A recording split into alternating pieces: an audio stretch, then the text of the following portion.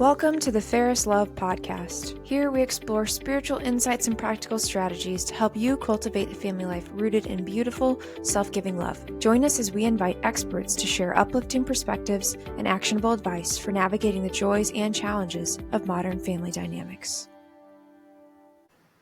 Welcome back to the Fairest Love Podcast. Today we're speaking with Deb Meyer, financial advisor and founder of Worthy Nest, an independent wealth management firm that guides parents through important financial decisions using a values-based approach. Deb is going to speak with us about how families can navigate financial decisions, being good stewards of their wealth, while also teaching their children some gratitude. So, Deb, thank you so much for being on our show. Thanks for having me. I'm really excited. So we'd love to just get to know you a little bit. Tell us about kind of where you're started getting into this financial, world, and what inspired you to kind of help and build this company that you have, Worthy Nest. Yeah. So I am a self-proclaimed money nerd. I started reading Money Magazine like back in middle school. I think it was just, so one of my earliest money memories was actually in Tijuana, Mexico. I was in fourth grade and my family got to go to San Diego and we took a day trip down to Mexico. And I just remember leaving Tijuana where my sister wanted a poncho and my dad is negotiating in Spanish. Keep in mind, he hasn't had Spanish in like 30 years, but he's negotiating in Spanish, trying to get, my sister this poncho, but trying to bring the price down. And finally, the store owner, who normally speaks Spanish, she says to me, "Your papa too cheap, get a new papa." So that was like one of my earliest money memories. And then I was like, I think just money's intriguing. It's something that I really want to learn over time and develop the skill. And I actually moved a lot when I was young, and anytime we had to move to a new city, it was mostly because my dad's job would be threatened. He was in manufacturing, and I grew up in the 80s and 90s. So, a manufacturing plant would close down, and then we just moved to the next city to find employment for him. And my mom was always able to get a job as a CPA. So I'm like, okay, maybe this pathway would be good for me because it gives me some stability and things like that. Long story short, I went to school, studied accounting, got my accounting degree, and worked at Deloitte for a couple of years, and then really just fell in love with the personal finance side after that. And I've been working with clients in some capacity since 2006.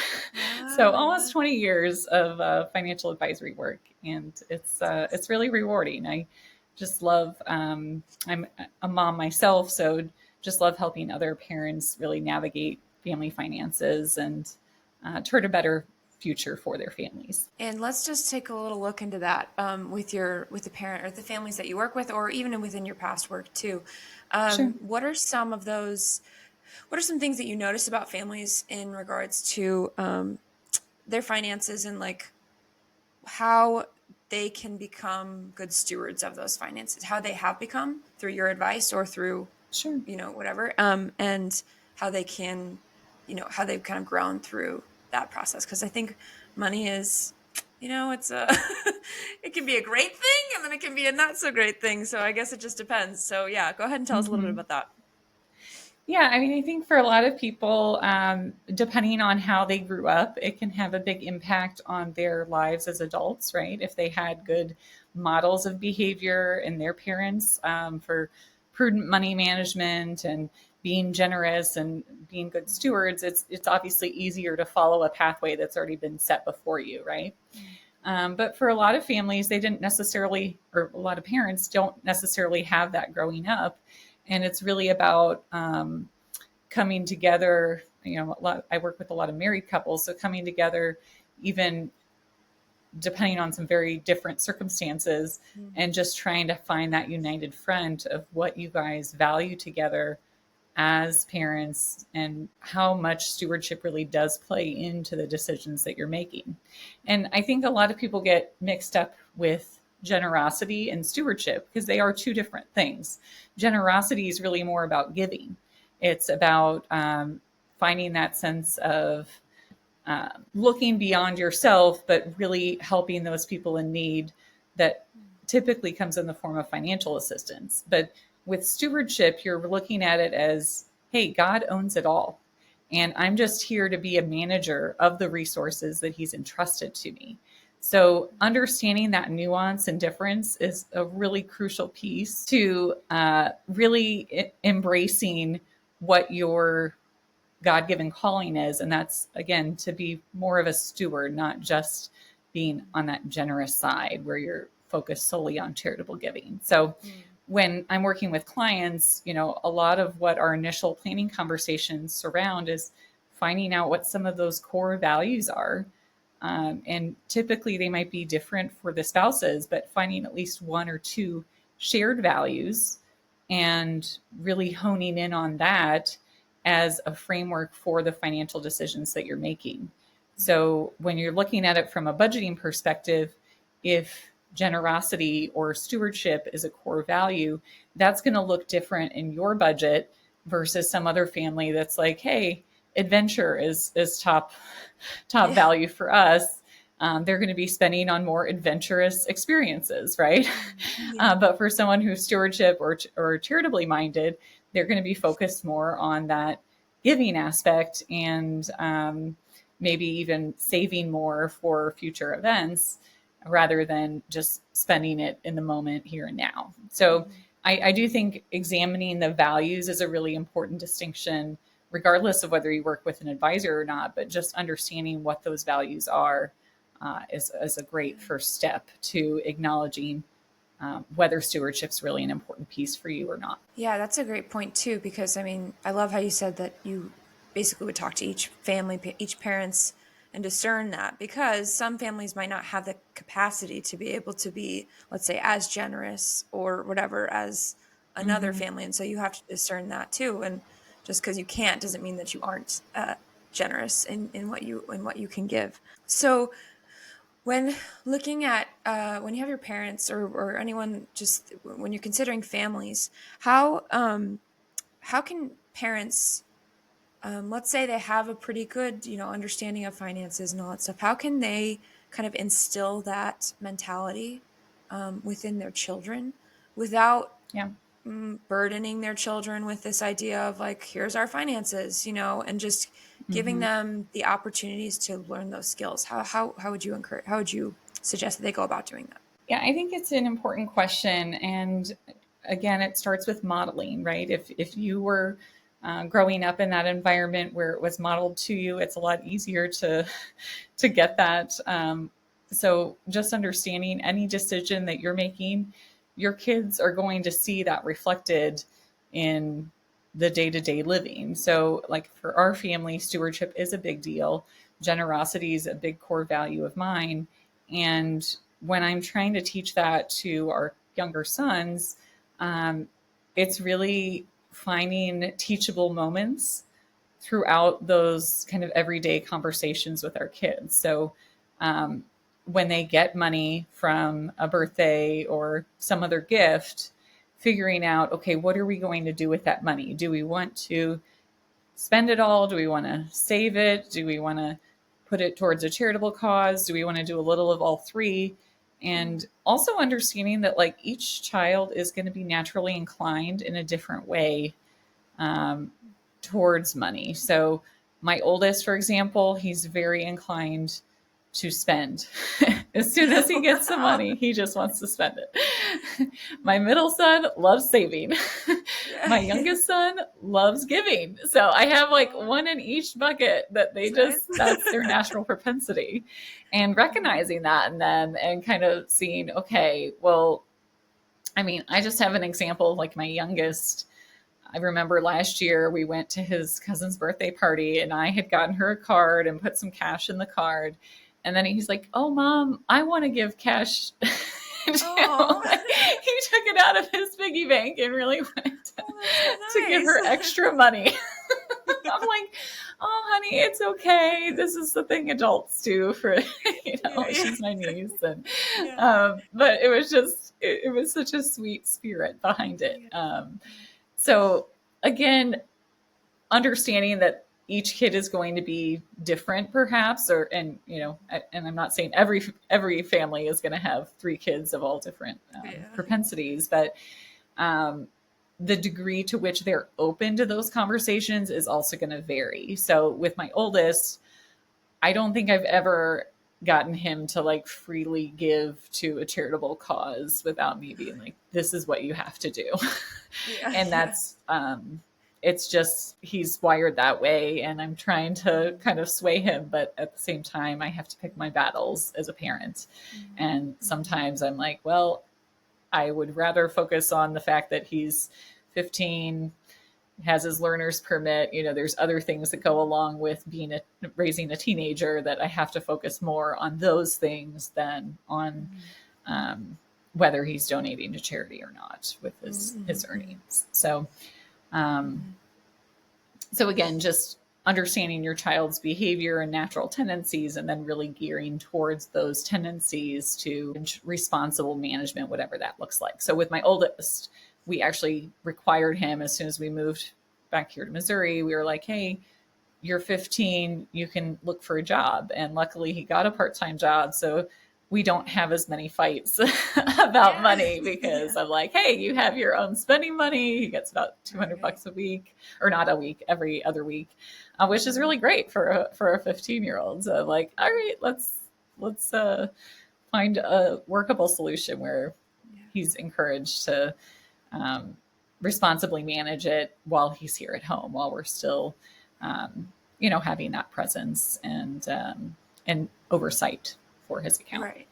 Right. And you also, like, I love how you encourage him. Like, I think that's so important as a parent to see the strengths in your children, but then also to see the weaknesses, and then also encourage those weaknesses to grow by saying, hey, maybe you should do this, or you need to get a job because this will be better for you. Like, that's really a powerful example as well. And, when we think of our kids earning money or doing those kinds of things, obviously, I think sometimes it's like, oh, save, like, keep it in mind. Like, we try to encourage those kinds of things. I am curious your thoughts on, parents who, let's say, you discuss with your clients, like, okay, what are your family goals, all those kinds of things.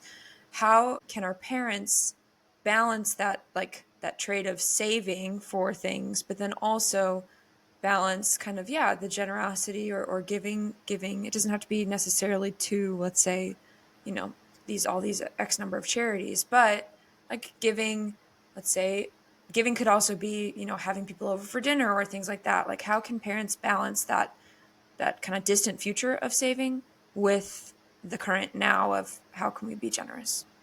Yeah. It's an excellent point. I do think there's a fine line, especially if you've lost someone that you love. You typically have a kind of heightened sense of like, hey, tomorrow isn't promised, right? There's we don't know when our time on earth is going to be done. And that sometimes creates a sense of urgency of like, hey, I need to be more free with spending and actually enjoy life a little bit more. Because again, some people are very naturally, I'll use a personal example. Like when I lost my mom a couple of years ago, it was really tough for me. And I had traditionally been such a super saver. And then I finally was like, hey, I need to kind of reframe what am I saving for? Like, what's the end goal here? We have a lot in savings already. Do we really need more in savings, or should we actually be spending some of this extra money because we're living prudently? Should we be spending it on experiences with our kids while they are alive and healthy and everything else? So I think it's going to be different, again, for every family in terms of what their willingness is to save. But we could make that change in our family because we had gone through a lot of preparation and had already put a lot in future savings accounts. So that's a big distinction. But if you guys feel like you're really far behind on saving, I mean, that can be a really great point of reckoning to say, hey, we're going to really work towards having something for the future, because maybe there's longevity in the family and, you want to be able to live until 100 and know that you're not going to be worried about running out of money at age 100. So for a lot of people, envisioning that future self can be really beneficial, because you don't want to picture someone so far ahead that it's just unimaginable, but even just picturing what life is going to look like 5 or 10 years out can be really helpful in framing that goal to save more. But again, you don't want to do it at the expense of becoming Scrooge or something where you're just hoarding money and not having a real purpose behind the savings. So when I'm working with clients on those kinds of goals, oftentimes they don't have trouble coming up with goals of spending. It's more, how do we make all of these things happen, right? For a lot of them, they want to send their kids to college and pay for a fair share of that. They want to be able to retire comfortably, perhaps even at a quote unquote earlier age than the traditional 65, right? They want to be able to enjoy life in the moment. So oftentimes my job as an advisor is really helping balance, okay, these are goals worth saving for, and really putting proactive dollars towards, and these other goals maybe you'll want to reconsider so that you can satisfy the college or retirement goals that are higher priority in your list. So really helping people figure out what those different priorities are, and creating a plan of where they need to directionally go. Yeah, that's great. And I mean, you had mentioned your own personal experience. Thank you for sharing that. What would you, I know a lot of families can tend to have like pretty good financial situations going for them, but then all of a sudden like tragedy strikes, or let's say someone loses a job, or there's definitely financial stress. So how can parents navigate those situations? Kind of just making sure that they're not, I guess, giving up, but just the idea of, yes, there's financial, struggle, but how can parents navigate that to where they are finding some peace in the midst of it, but also that their children too can see, okay, this is a reality. This can be a reality of life. And this is how my parents are dealing with it, which is a great lesson to learn as well. Yeah, I'm glad you brought it up, because I do know there's just a lot of change lately and lots of job losses happening. The hope would be prior to any kind of job loss, you have some kind of cash cushion saved to make it through those more difficult times. Years ago, this was 2016, my husband lost his job, and I know firsthand it was very scary to go through that. Even as a spouse, I was still earning some income, but it wasn't enough to really support all of our family's expenses. And it does take a lot of prayer, really persevering through those difficult times. And this might not even be a financially difficult time. Maybe it's just some other kind of suffering. But really, that's truly the time to be leaning into God. And for all of us, we have to maintain that healthy perspective, because if we get down in the dumps, if we get into deeper depression, there's just very little hope on the horizon, and it makes it that much more difficult to get that next job or to overcome that struggle. Usually you have to have a more positive mindset for people to even want to interview you. I mean, right now it's crazy. I have a friend that lost his job recently, and I think he's reached out to 90 different places and only had 3 interviews. Wow. And just those kinds of things where you're like, wow, it can be very challenging. And they're, again, maintaining that hope and perspective. God doesn't give us lives of ease. He doesn't promise that there's never going to be suffering, but understanding that He's with us through all of those trials, and that there will be a brighter day. When my husband was unemployed, he got a job after a few months of being unemployed. Yes, it was very stressful, but eventually he got something and we were back on a more normal track. Yeah. And also understanding in those times, you're not going to be at a place where you can be giving charitably to a lot of organizations. You have to really trim down the budget, look at what some of those essential expenses are, and maybe you could be giving of your time instead of your treasure during those more challenging financial times. So that's something else to be thinking about. Just if you are falling on hard times, don't feel like you have to tithe the 10% if you're not sure where your next meal is coming from because things are really tight. That's a great point too. Yeah, I love that you said giving your time. Sometimes we can think that tithing is only strictly financial, and it's just like one of those great things that you can do, but also, your time is so valuable as well. I'd love to get into some more of the practicals now. What are some key financial principles that families should pass down to their kids? Like practical, maybe give me 3 things that you think are kind of the most important things that children could benefit from as they become adults as well. Yeah, I think there's plenty more than 3, but I guess if I had to choose, number 1 is just that sense of personal responsibility.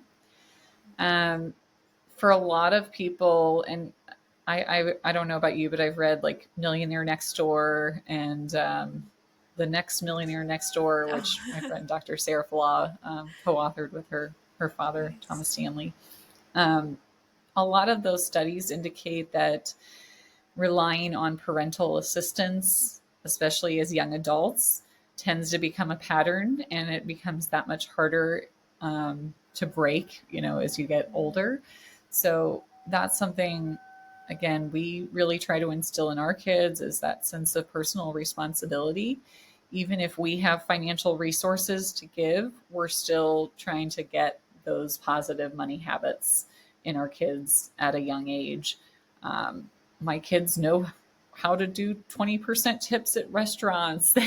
They know how to it's just amazing how much they can be sponges.